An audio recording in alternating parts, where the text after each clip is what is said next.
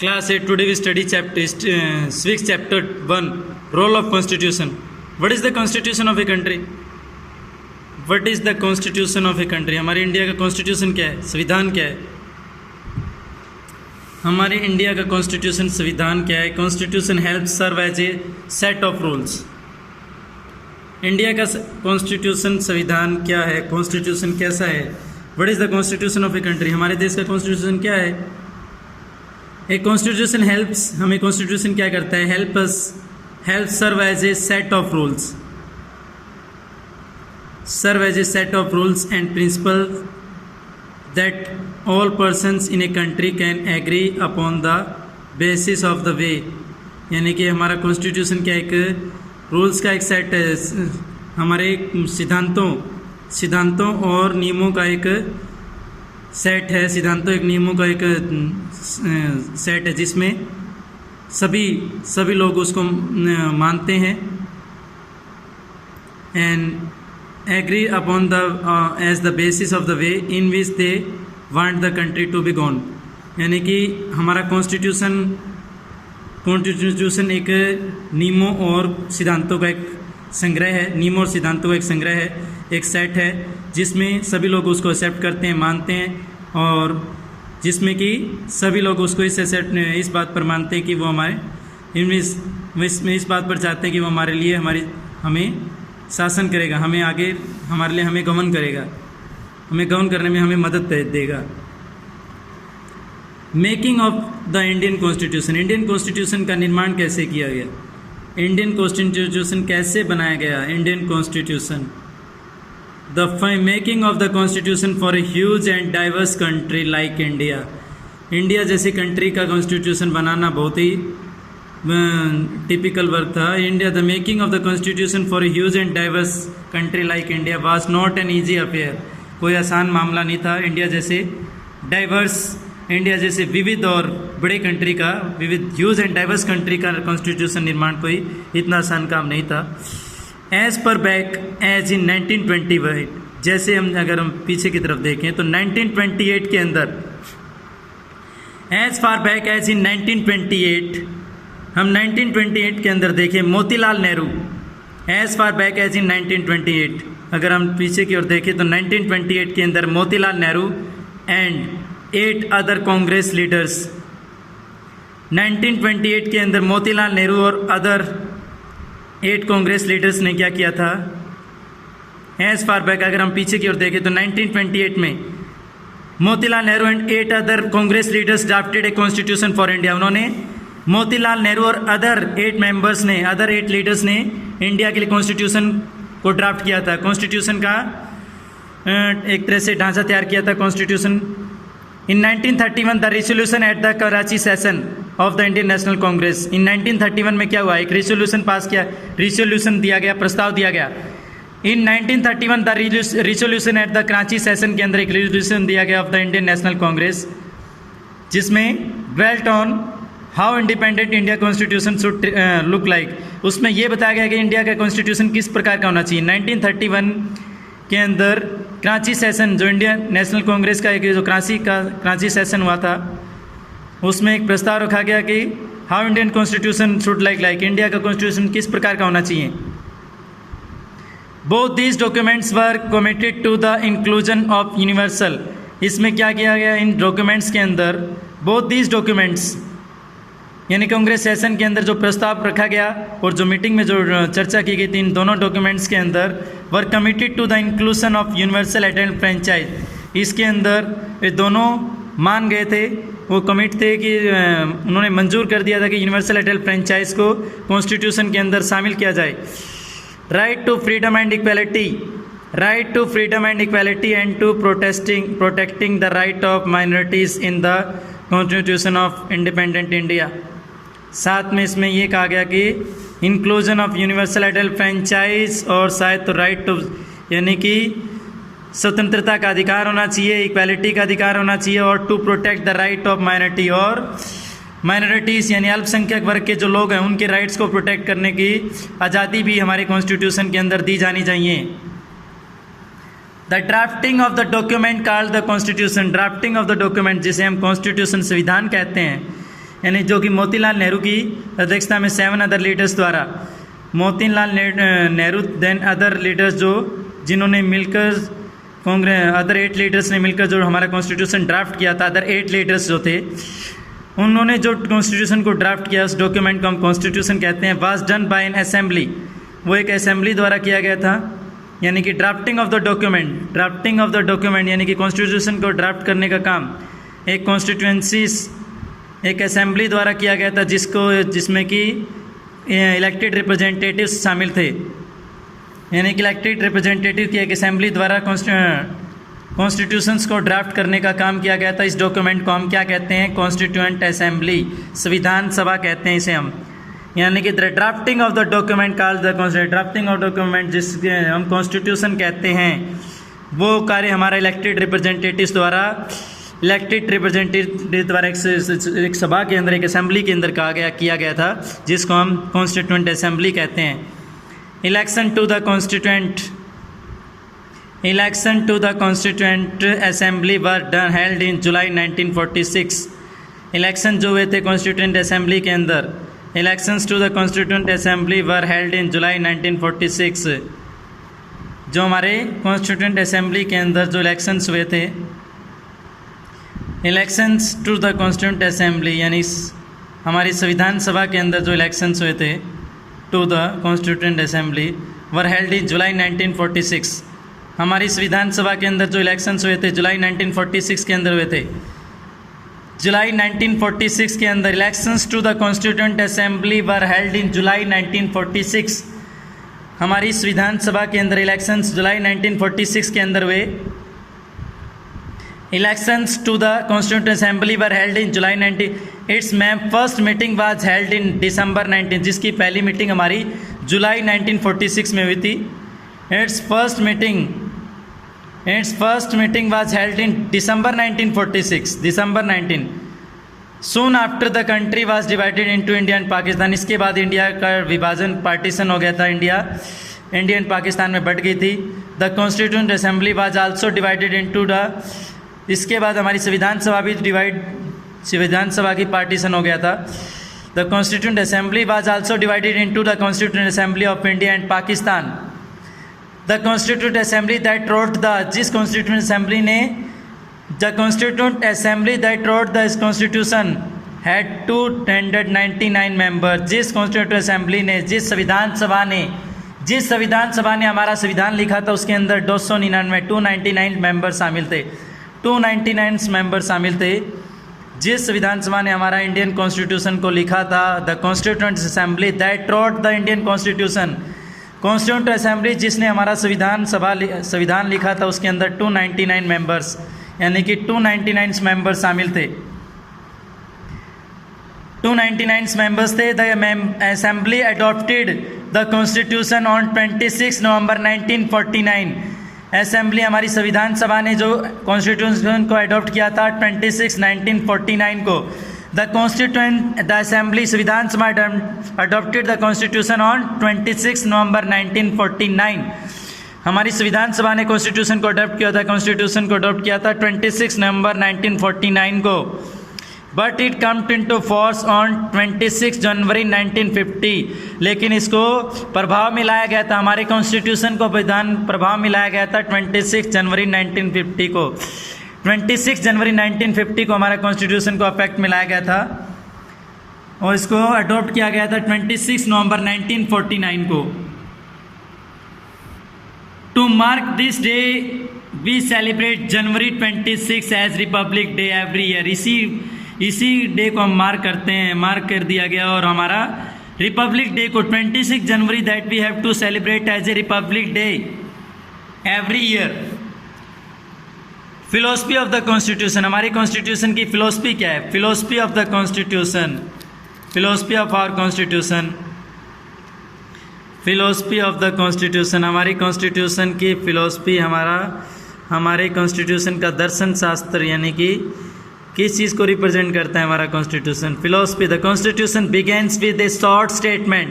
हमारे कॉन्स्टिट्यूशन की शुरुआत होती है, the constitutions begin with a short statement. हमारे कॉन्स्टिट्यूशन की शुरुआत होती है short statement of its basic values. Philosophy of the constitution, what type of philosophy of our constitution is there, किस तरह से हमें दर्शन देता है हमारा कॉन्स्टिट्यूशन। कॉन्स्टिट्यूशन की शुरुआत होती है एक शॉर्ट स्टेटमेंट के साथ, जिसमें कि बेसिक वैल्यू, जिसमें कि नॉर्मल हमारी आधारभूत मूल्यों को दिखाया गया है, आधारभूत मूल्यों को दिखाया गया है, बेसिक वैल्यूज़ को दिखाया गया है। This is called the preamble to the constitution, जिसको हम प्रेम्बल कहते हैं, प्रेम्बल ऑफ आवर कॉन्स्टिट्यूशन, यानी basic values that representing in starting of our constitution, this is called the preamble to the constitution. ये हमारे कॉन्स्टिट्यूशन का preamble है। This is called the preamble to the constitution. The preamble of the constitution reads like a poem. ये preamble, हमारे constitution का जो preamble है उसको हम पोएम की तरह रीड करते हैं। The preamble of the constitution reads like a poem on democracy. The preambles of the constitution read like a poem on democracy. Democracy के ऊपर हम प्रेम्बल, कॉन्स्टिट्यूशन के प्रेम्बल को हम एक पोएम की तरह रीड करते हैं, it contains the philosophy on which the entire constitution has been built. इसमें इस कॉन्स्टिट्यूशन के अंदर उस फिलोसफी को दिखाया गया है जो कि हमारे एंटायर कंप्लीट कॉन्स्टिट्यूशन को दिखाती है। इट प्रोवाइड्स एक standard to examine and evaluate any law. ये एक ऐसा स्टैंडर्ड प्रोवाइड करती है, it provides a standard to examine and evaluate any law. किसी भी कानून को इवेल्यूएट करने के लिए, किसी भी कानून को मूल्यांकन करने के लिए, उसको एग्जामिन करने के लिए, उसका परीक्षण करने के लिए, उसको एक्शन में लेने के लिए, and action the law action of government to find out whether it is good और बैड। इन सब चीज़ के लिए हमारा कॉन्स्टिट्यूशन को यूज़ किया जाता है, कॉन्स्टिट्यूशन की फिलोसफी को यूज़ किया जाता है। It is the soul of the Indian constitution, it is the soul of the Indian philosophy of the Indian constitution, यानी प्रेम्बल। इंडिया का जो कॉन्स्टिट्यूशन का प्रेम्बल है, फिलोसफी है इंडियन कॉन्स्टिट्यूशन की। इंडियन कॉन्स्टिट्यूशन की जो फिलोसफी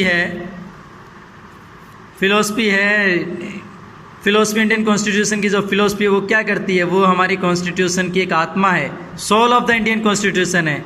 इंडियन कॉन्स्टिट्यूशन की फिलोसफी जिसमें हम फिलोसफी को, यानी कि हमारा जो प्रेम्बल है उसको हम आत्मा कहते हैं, एक तरह से soul of the Indian constitution, हमारी कॉन्स्टिट्यूशन की आत्मा कहते हैं, संविधान की आत्मा के रूप में जानते हैं।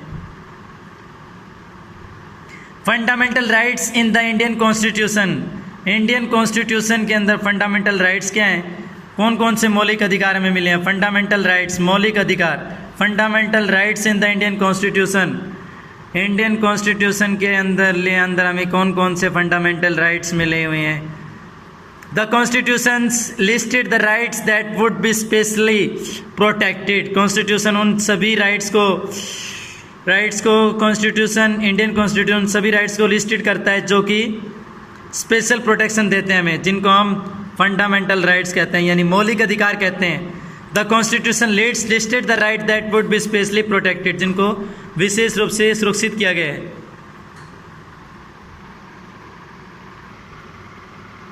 Fundamental rights in the Indian constitution, Indian constitution के अंदर तो फंडामेंटल राइट्स, मौलिक अधिकार क्या क्या है। इंडियन कॉन्स्टिट्यूशन के अंदर fundamental rights in the Indian constitution, Indian constitution के अंदर जो फंडामेंटल राइट्स हैं, मौलिक अधिकार जो हैं, the section on fundamental rights as often refer to as the conscience. हमारा जो सेक्शन है फंडामेंटल राइट्स का, जो सेक्शन है, section on fundamental rights as often been refer to as conscience of the Indian constitution. इसको हम हमारे Indian constitution की एक संचेतना के रूप में रिप्रेजेंट करते हैं। द सेक्शन, यानी कि जो हमारा सेक्शन है फंडामेंटल राइट्स का, has often been referred to as conscience of the Indian constitution.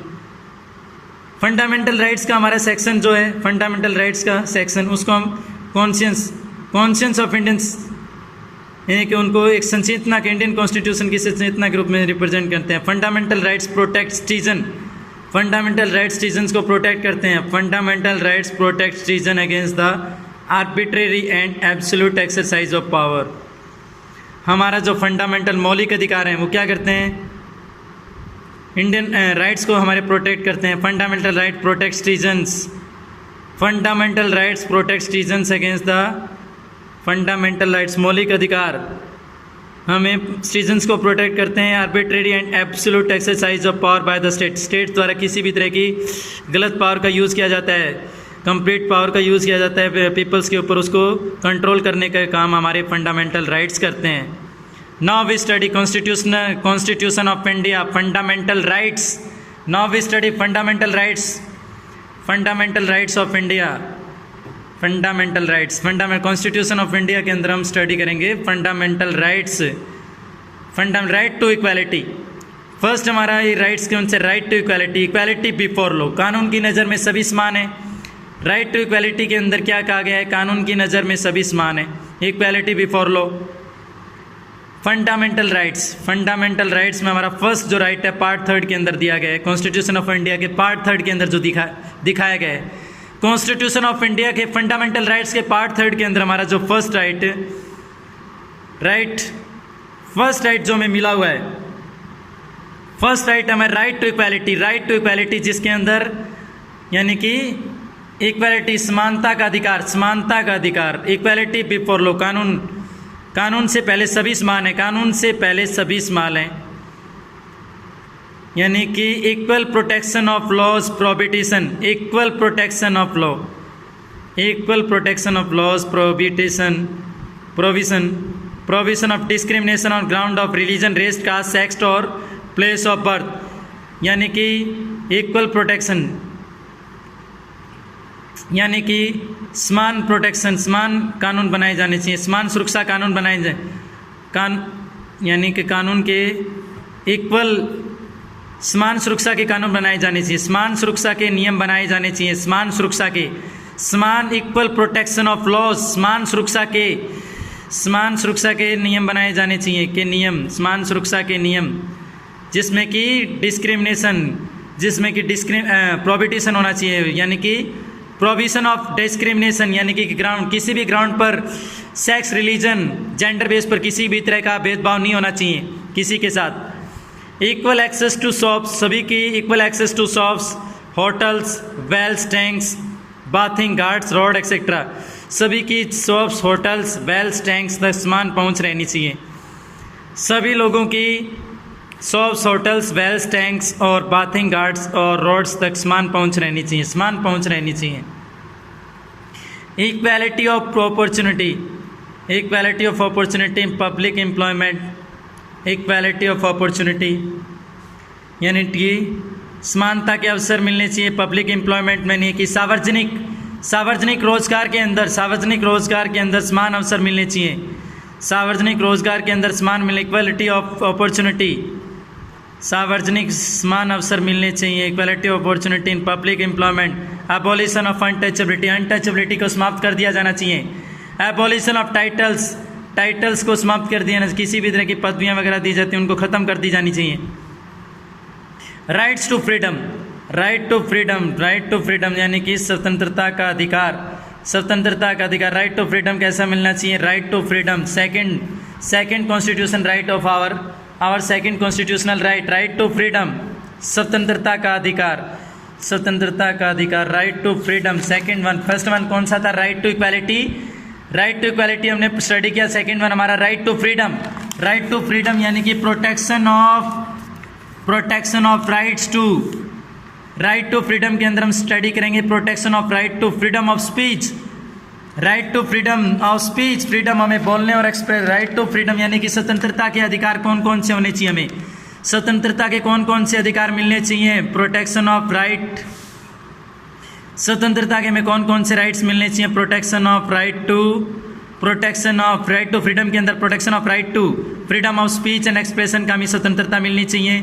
Assemble peacefully यानी हमें साथ में शांतिपूर्वक असेंबल होने का अधिकार मिलना चाहिए, शांतिपूर्वक असेंबल होने का अधिकार मिलना चाहिए। फ्रॉम एसोसिएशंस और यूनियन के अंदर भी यानी हमें एसोसिएशन और यूनियन को बनाने का अधिकार मिलना चाहिए, एसोसिएशन और यूनियन को बनाने की हमें स्वतंत्रता होनी चाहिए, एसोसिएशन और यूनियन को बनाने की हमें स्वतंत्रता होनी चाहिए।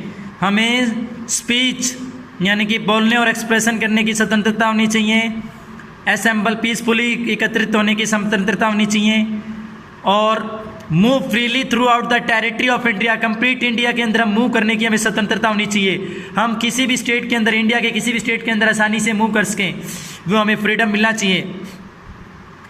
Reside and settle in any part of India, हमें किसी भी स्थान पर सेटल होने की परमिशन मिलनी चाहिए, इंडिया के किसी भी स्थान पर सेटल होने की परमिशन होनी चाहिए। प्रैक्टिस एनी प्रोफेशन और to carry on any occupation, हमें किसी भी प्रोफेशन को अपनाने का अधिकार होना चाहिए, किसी भी प्रोफेशन को अपनाने की फ्रीडम मिलनी चाहिए। और टू कैरी एनी ऑक्यूपेशन, किसी भी ऑक्यूपेशन को हम अपने साथ कैरी कर सकते हैं, ट्रेड और business. Then protection in respect of conviction, हमें जो राइट टू फ्रीडम के अंदर हमें जो दूसरा राइट मिलना चाहिए, राइट टू फ्रीडम के अंदर हमें और कौन से राइट मिलने चाहिए? राइट टू फ्रीडम के अंदर हमें मिलनी चाहिए protection in respect of conviction for offences, protection in respect of, हमें किसी भी तरह के हमारे खिलाफ जो भी अपराध वगैरह होते हैं उनसे हमें, उनके खिलाफ हमें एक तरह से रिस्पेक्ट भी मिलनी चाहिए हमें, यानी कोई भी हमें protection in respect of conviction for offences की बेपरवाह में हमारे खिलाफ कोई अपराध का ब्लेम लगा दिया जाए तो उसकी हमें रिस्पेक्ट रहनी चाहिए, उन्हें सुरक्षा मिलनी चाहिए। Right to life and personal liberty, हमें जीवन का अधिकार यानी कि जीवन का अधिकार मिलना चाहिए, साथ में पर्सनल यानी हमें स्वतंत्रता, हमें पर्सनल लिबर्टी भी मिलनी चाहिए, पर्सनल फ्रीडम भी मिलना चाहिए। राइट टू एजुकेशन, हमें शिक्षा का अधिकार भी मिलना चाहिए, हमें शिक्षा पढ़ने का अधिकार भी रहना चाहिए। राइट टू एजुकेशन, हमें राइट टू एजुकेशन की फ्रीडम मिलनी चाहिए। Then protection against arrest and detention in certain cases, protection हमें इन सर्टन केसेस में हमें protection against arrest and detention in certain, कुछ केसेस में हमें, कुछ ऐसे केसेस में जो बेफालतू में हमारे ऊपर ब्लेम लगाकर हमें अरेस्ट करने के दौरान उन्हें ना किया जा सके, उसके अगेंस्ट हमें प्रोटेक्शन मिलनी चाहिए। यानी कि कुछ सर्टेन केसेस के अंदर हमें अरेस्ट करने से रिलेटेड, हमें कैद करने से संबंधित प्रोटेक्शन मिलनी चाहिए। देन राइट अगेंस्ट एक्सप्लॉयटेशन, हमें स्वतंत्र यानी कि एक्सप्लॉयटेशन के अगेंस्ट हमें, एक्सप्लॉयटेशन के अगेंस्ट हमें स्वतंत्रता मिलनी चाहिए। राइट अगेंस्ट एक्सप्लॉयटेशन, शोषण का अधिकार, शोषण के प्रति, शोषण के खिलाफ अधिकार मिलना चाहिए, यानी कि हमारे सब किसी तरह का एक्सप्लॉयटेशन यानी कि शोषण के खिलाफ अधिकार, जिसमें कि प्रोविजन ऑफ टैरिफिक ह्यूमन बींग का किसी तरह का व्यापार नहीं होना चाहिए, मानवता का किसी तरह का व्यापार नहीं होना चाहिए। एंड फोर्स लेबर, और किसी तरह का यानी कि ज़बरदस्ती मजदूरी नहीं करवाई जानी चाहिए। Provision of employment of children in hazards job, यानी कि प्रोविजन ऑफ चिल्ड्रन यानी कि रोज़गार की खराब कंडीशंस के अंदर बच्चों से रोज़गार करवाने पर पाबंदी लगा दी जानी चाहिए। Right to freedom of religion, हमें right to freedom of religion मिलना चाहिए, यानी कि हमें धर्म की स्वतंत्रता का अधिकार मिलना चाहिए। Freedom of consciousness and free professions, practice any and propagation of religion, हमें किसी भी धर्म को अपनाने, उसका प्रचार प्रसार करने का अधिकार मिलना चाहिए। Freedom to manage religious affairs, हमें रिलीजियस अफेयर्स को मैनेज करने का अधिकार रहना चाहिए। Freedom to manage religious affairs, यानी कि धर्म से संबंधित मामले को हमें उनको मैनेज करने का अधिकार होना चाहिए, उन्हें हमें स्वतंत्रता मिलनी चाहिए। फ्रीडम टू पे taxes for promotion of any particular religion, हमें किसी भी तरह के टैक्स को पे करने की फ्रीडम मिलनी चाहिए, और किसी भी रिलीजन को किसी विशेष पर्टिकुलर रीजन के प्रमोशन के लिए को टैक्स पे करने के लिए हमें उसको प्रमोशन के लिए पे करने की स्वतंत्रता मिलनी चाहिए। Then freedom to attend religious instruction, हमें religious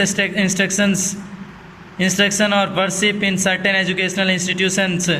freedom to attend religious instructions, हमें किसी रिलीजियस इंस्ट्रक्शंस को प्राप्त करने के लिए, लेने के लिए वो सभाओं में जाने की परमिशन रहनी चाहिए, स्वतंत्रता होनी चाहिए। और वर्शिप इन सर्टेन और कुछ निश्चित सर्टेन एजुकेशनल इंस्टीट्यूशन के अंदर पूजा करने की परमिशन भी होनी चाहिए।